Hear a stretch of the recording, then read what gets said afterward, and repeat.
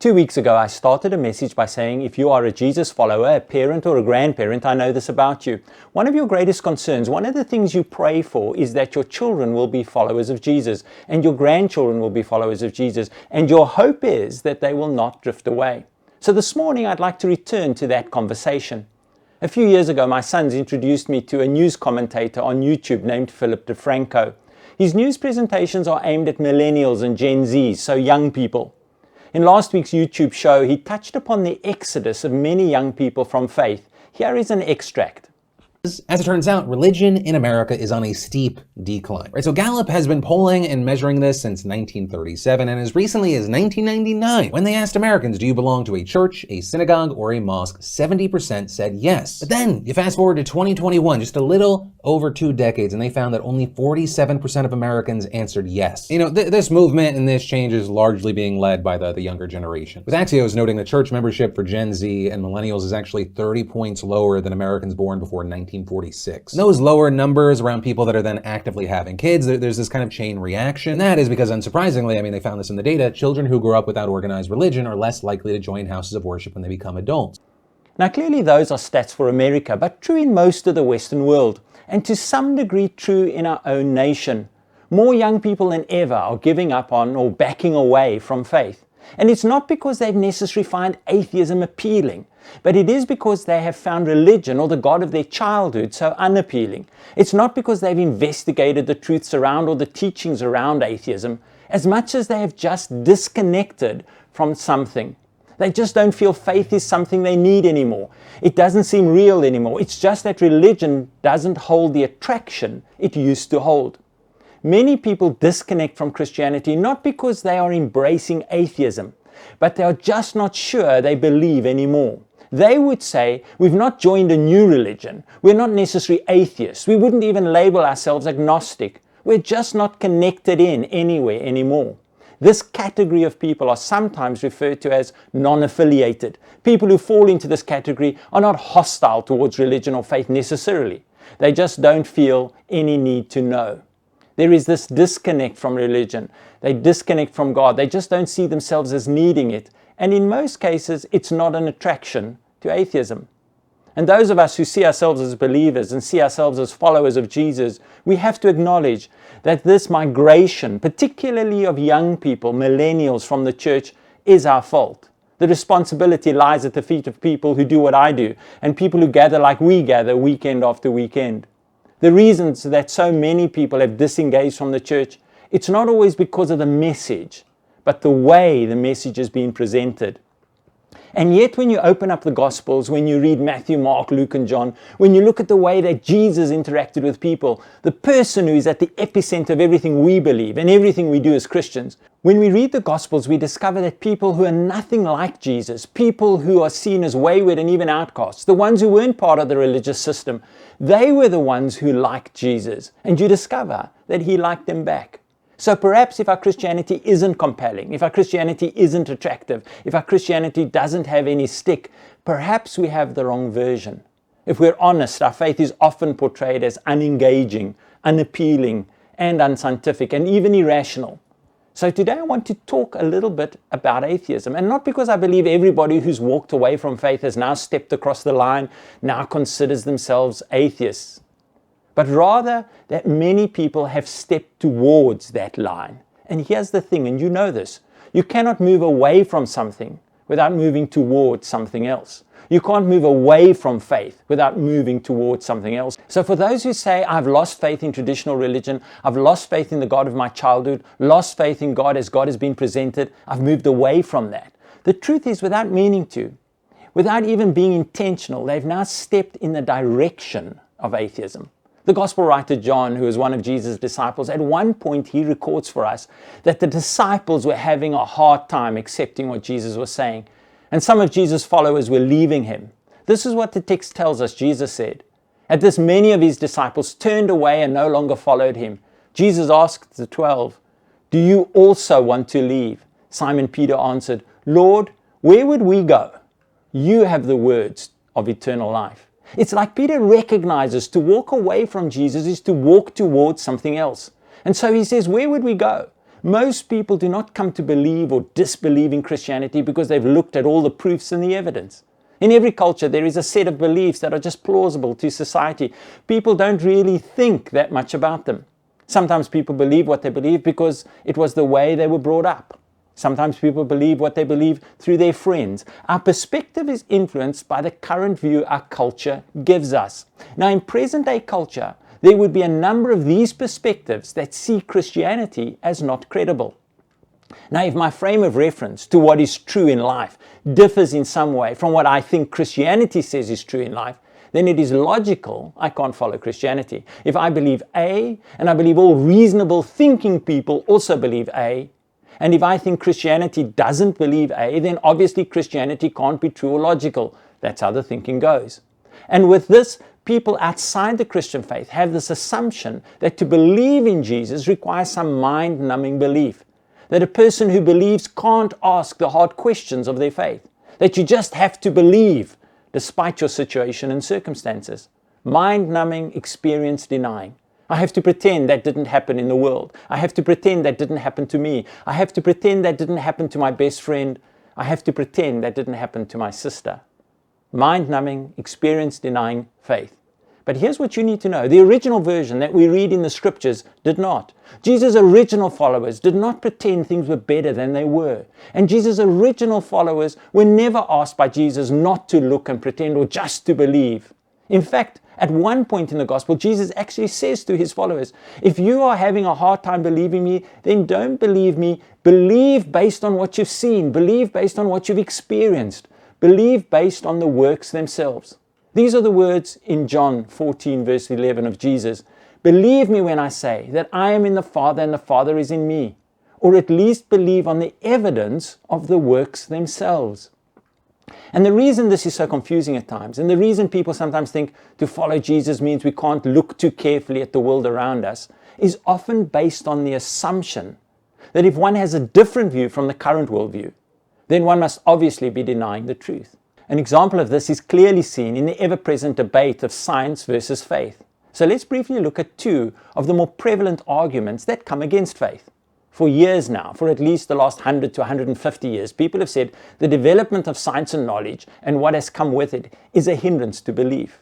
That modern science in some ways is a contradiction to belief. If you go back 30 years to when I was at varsity, the argument went something like this. Science shows us that the supernatural is impossible.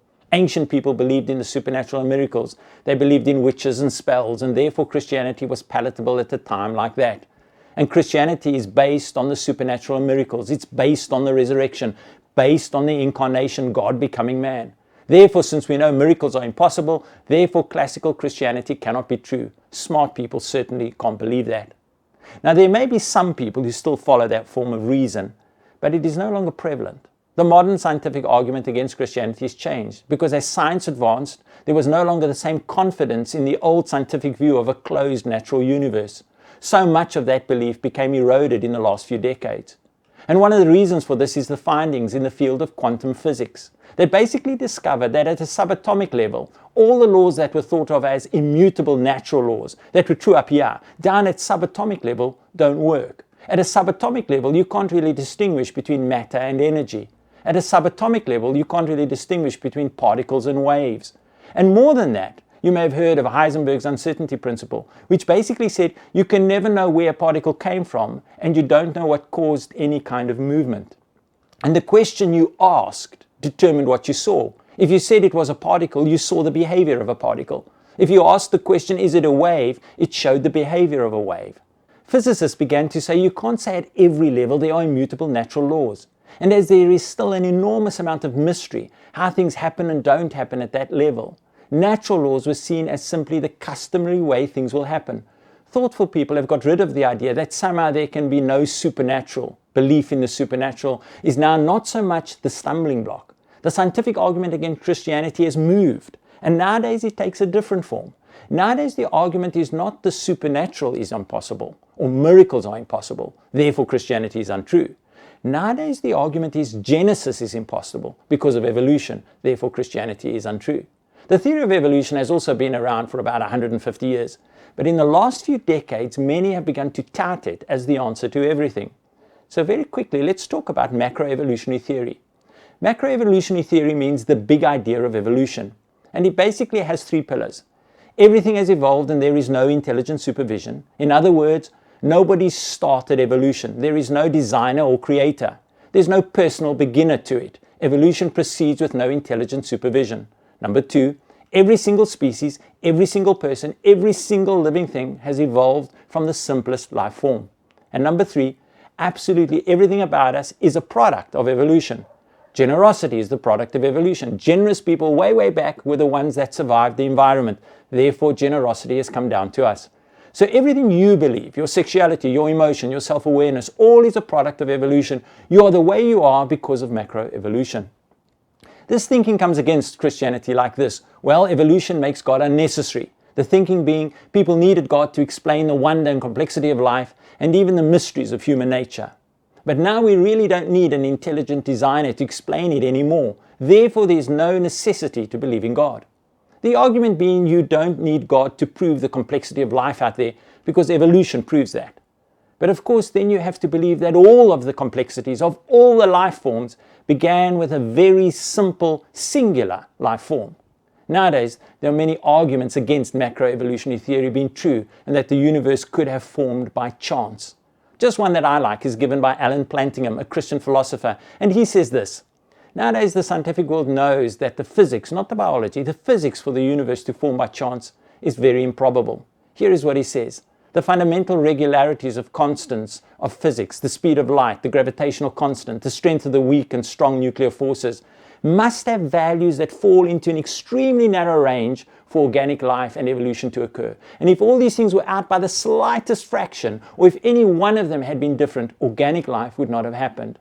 Now, the probability of all these things just happening to all fall in the necessary value range without an intelligent design is so tiny it is negligible. The chance of it all happening is just 1 in a zillion quadrillion, some really big number.